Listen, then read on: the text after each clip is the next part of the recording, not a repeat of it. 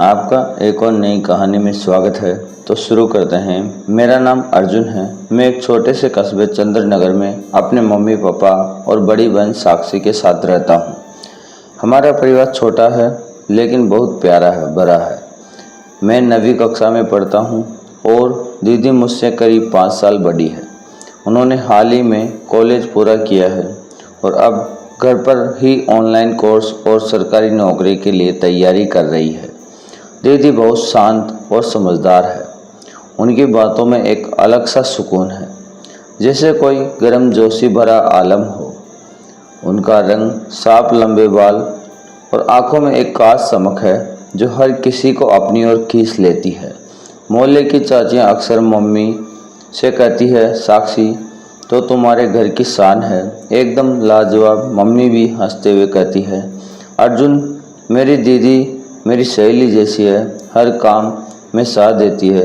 एक दिन mummy papa को नानी के गांव जाना हर पूरा एक रिश्तेदार की शादी में जाना था।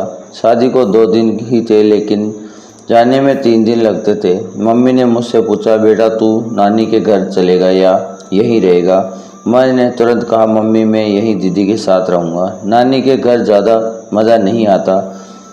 मम्मी थोड़ा रुक पड़ी लेकिन दीदी ने कहा, मम्मी आप फिक्र मत करो, अर्जुन मेरे साथ रहेगा, मैं सब संभाल लूँगी।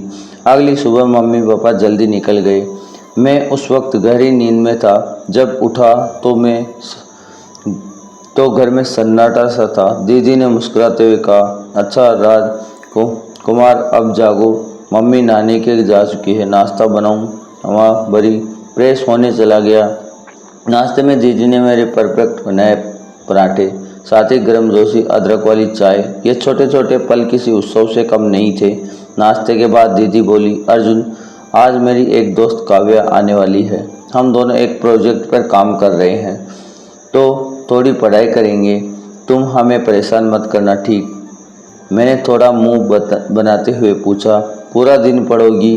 दीदी हंसी, नहीं रे पागल, बस 2-3 घंटे, फिर तू जो चाहे कर लेना। मैंने सिर हिलाया और बोला, ठीक है, मैं अपने रूम में मोबाइल देख लूँगा। करीब 1 घंटे बाद डोरबेल बजी। मैंने दरवाज़ा खोला तो सामने एक लड़की खड़ी थी, लगभग दीदी की उम्र की। उसने हल्का गुलाबी कुर्ता पहना था, कंधे पर एक छोटा सा बैग था। उसके चेहरे पर सादगी थी लेकिन आंखों में शरारत साफ झलक रही थी। वो दीदी को देखकर मुस्कुराई और अंदर आ गई। दीदी ने परिचय कराया, अर्जुन ये काव्या है, मेरी कॉलेज की दोस्त। मैंने हल्के से नमस्ते कहा और अपने कमरे में चला गया। पहले तो मैं मोबाइल में व्यस्त रहा लेकिन कुछ देर बाद नेटवर्क स्लो हो गया, कोई वीडियो लोड नहीं हो रही थी। टीवी ऑन किया पर उसमें भी कुछ खास नहीं था। घर में अजीब सी शांति थी और मेरी बोरियत बढ़ने लगी। तभी मेरे मन में ख्याल आया, दीदी और काव्या क्या कर रही है होगी। मैं चुपके से उनके कमरे के पास चला गया। दरवाज़ा हल्का सा खुला था, अंदर से हंसी और बातचीत की धीमी आवाज़ें आ रही थी। मैंने कान लगाकर सुना, वो दोनों किसी वीडियो के बारे में बात कर रही थी। मैंने हल्के से दरवाज़ा और खोला और अंदर झांकी। दीदी काव्या बेड पर बैठी थी, लैपटॉप पर कुछ देख रही थी। ये कोई पढ़ाई नहीं थी बल्कि एक फनी वीडियो था जिसे देखकर वो दोनों हंस रही थी। मैंने दरवाजे पर खड़े होकर कहा, दीदी आपने तो कहा था कि पढ़ाई करेगी। दीदी थोड़ा चौंकी, फिर हंसते हुए बोली, अरे अर्जुन पढ़ाई ही कर रहे हैं, बस थोड़ा ब्रेक ले लिया। काव्या बोली, ब्रेक तो बनता है ना, वरना पढ़ाई में मज़ा नहीं आता।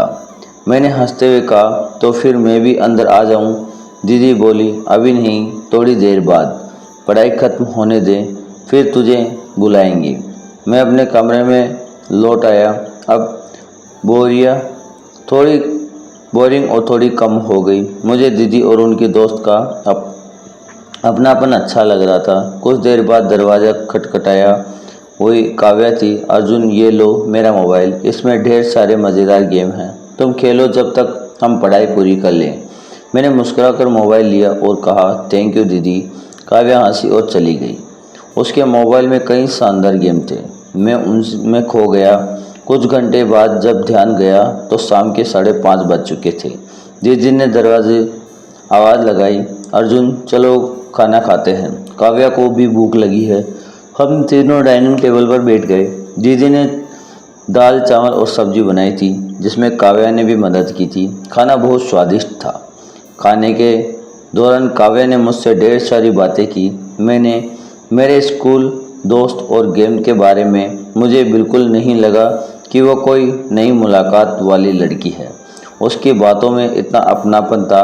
खाने के बाद मैं बालकनी में गया थोड़ी ताज़ी हवा लेने।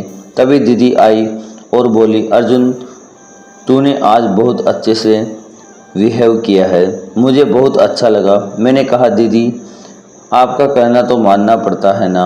दीदी हंसी और बोली, तू अब बड़ा हो रहा है, कुछ चीज़ें समझने लगा है। मैंने दीदी की ओर देखा और कहा, मैं तो आपके जैसा बनना चाहता हूँ दीदी। दीदी ने मेरे सिर पर हाथ रखा और बोली, बस दिल साफ रखना अर्जुन, यही सबसे बड़ी बात है। रात को काव्या के जाने के बाद में और दीदी सोने से पहले थोड़ी देर और बातें करते रहे। उन्होंने मुझे पढ़ाई के टिप्स दिए, भविष्य की बातें की और कहा, अगर कभी भी कुछ समझ न आए तो उससे बेझिझक पूछो। उस दिन मुझे पहली बार एहसास हुआ कि माता पिता के अलावा भाई बहन का रिश्ता भी कितना खास और गहरा होता है। तो आपको ये कहानी कैसी लगी कमेंट में ज़रूर बताएं और लाइक एंड सब्सक्राइब करना ना भूलें। धन्यवाद।